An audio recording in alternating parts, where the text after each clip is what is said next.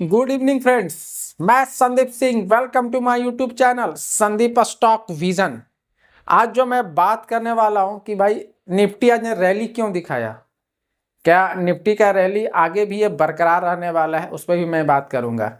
अगर आप मेरे इस चैनल पे न्यू हैं तो सब्सक्राइब कर लें, नोटिफिकेशन बेल ऑन कर लें, लाइक एंड शेयर जरूर करें। तो अभी मैं बात कर रहा हूं कि निफ्टी ने रैली क्यों दिखाया आज, उसके पीछे के कुछ रीजंस निकल के आ रहे हैं। प्रथम मैं निफ्टी पे बात कर लूं। ऐसे 2-3 दिन पहले ही मैंने बोला था कि ओवरसोल्ड जोन से निफ्टी निकला है। आरएसआई वगैरह 37 के करीब मैं बता रहा था।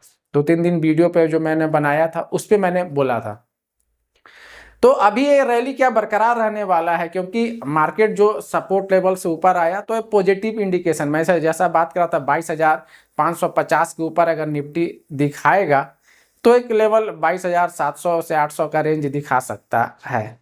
तो उसने वो दिखाया है, लेकिन रैली आया क्यों, उसका रीजंस क्या है। आज तो मैं बात करूं निफ्टी अप्रोक्स आज 1.45% के करीब में अप रहा, 325 पॉइंट। और सेंसेक्स जो रहा 1.53% के करीब में, अप्रोक्स 1131 पॉइंट के करीब में अप रहा है। अगर निफ्टी आज सपोर्ट कौन कौन किया है, निफ्टी ऑटो 2% रहा है, मिड कैप 100 2.2% रहा, स्मॉल कैप 100 2.7% रहा। ऑटो मेटल का सपोर्ट रहा है आज का। और निफ्टी बैंक 2% के करीब में, और निफ्टी पीएसयू 2.3% के करीब में गेन दिखाया है। तो ये सारे जो आज हैं, इतने सारे निफ्टी इंडेक्स वगैरह ने गेन दिखाया है। तो अभी मैं बात करूंगा कि आया तो रैली क्यों आया। रैली आने का कई रीजंस है। अगर डॉलर का गिरना, अगर आप देखोगे कि जनवरी के मिड में डॉलर 110 रुपया 17 पैसा के करीब में था, जो आज गिर के अप्रोक्स 103 रुपया 21 पैसा के करीब में आ गया है। और रुपया का बढ़ना, हम लोगों का जो रुपया है, करेंसी रुपया है, वो बढ़ गया 86.80 हो चुका है। तो ये एक रीजंस है। दूसरा है कि अभी जो इंडियन मार्केट है ये बाइंग अपॉर्चुनिटी दिखा रहा है, क्योंकि अच्छा जो आप देखोगे स्टॉक का वैल्यूएशन वगैरह जो है एक सही लेवल पे आया है, तो जिससे कि लोग, सिंपल सा बात है, बाइंग कर रहे हैं। तो एक बाइंग का इंटरेस्ट दिख रहा है लोगों में। तो एक ये भी रीजंस निकल के आ रहे हैं।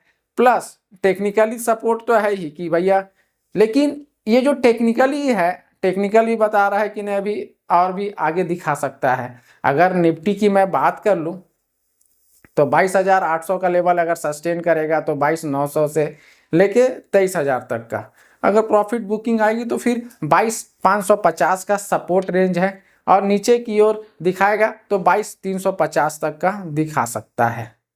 तो एक ये लेवल भी दिख रहा है। प्लस अगर 2-3 रीजन्स तो निकल के आए, प्लस अभी फेड का बैठक भी चल रहा है, तो हम लोगों का ये पार्टी भी हमको लग रहा है कि चलना चाहिए नहीं चलना चाहिए, कल के स्टेटमेंट पे डिपेंड होगा। फेड का जो बैठक हो रही है, कल स्टेटमेंट आएगा, उस पर मार्केट उसके अनुसार से फिर रिएक्ट भी करेगा। तो वो तो एक रीजन्स है ही।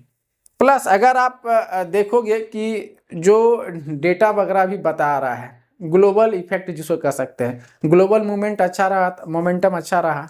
जैसे कि अगर ट्यूसडे नाइट की मैं बात करूं, हांगकांग का जो मार्केट रहा है, हैंगसेक जो है मार्केट है, उसने अप्रोक्स 2% का रैली दिखाया है।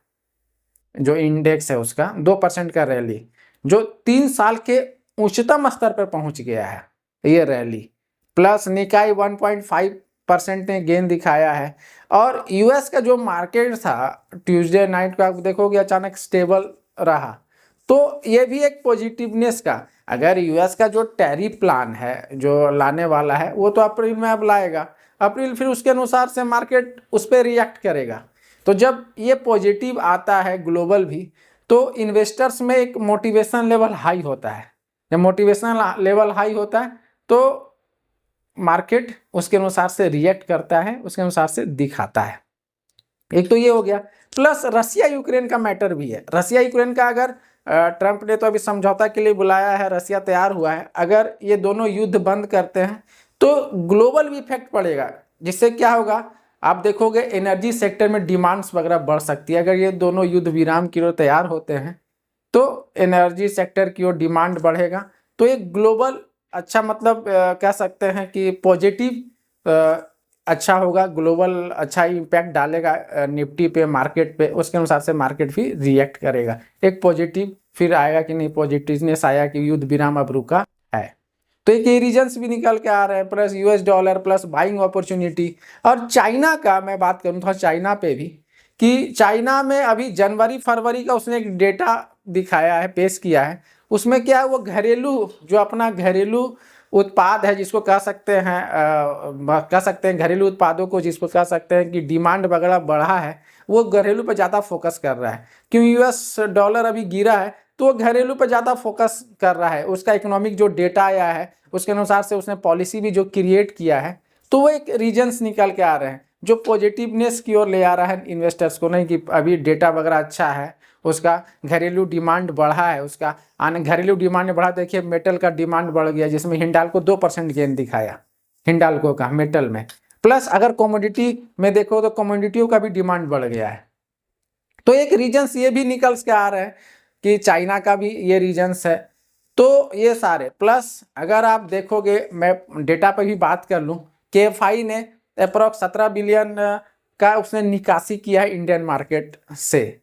तो अगर फेड का बैठक के अनुसार से जो स्टेटमेंट आएगा तो क्या FI वापिस आएंगे या जाएंगे वापिस से, वो सारा उस पर भी डिपेंड होने वाला है। वो तो मैंने बताया कि पार्टी कंटिन्यू रहेगा कि नहीं, उसके लिए मैंने ये बताया है फेड का बैठक जो चल रहा है। आज जो रीजन्स निकल के आए कि मार्केट क्यों बढ़ा, वो सारा कुछ रीजन्स मैंने बताया।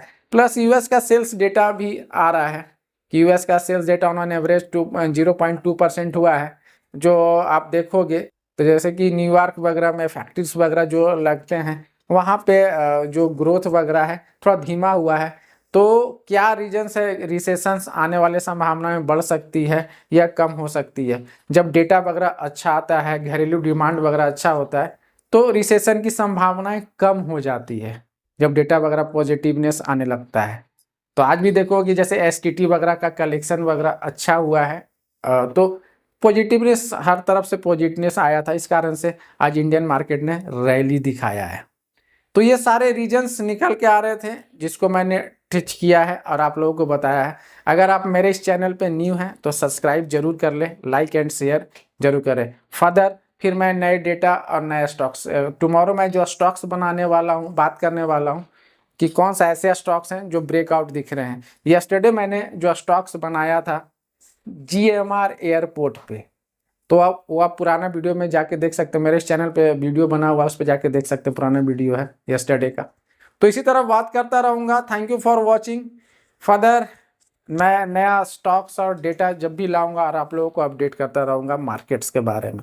Thank you for watching. मेरा डिस्क्लेमर है, मैं अपने इस चैनल और बाई साल का कोई रिकमेंडेशन नहीं करता हूँ, ये एजुकेशन पर्पज से बना हुआ video. Thank you for watching. मैं संदीप सिंह।